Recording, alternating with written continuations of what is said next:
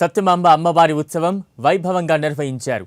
వేడుకల్లో పాల్గొన్న ప్రముఖ వ్యాపారవేత్త ఎంవీఆర్ కుమారుడు ముత్యాల సతీష్ అమ్మవారిని దర్శించుకుని మొక్కులు చెల్లించుకున్నారు. గ్రామానికి వచ్చిన సతీష్కు గ్రామస్తులు ఘన స్వాగతం పలికారు.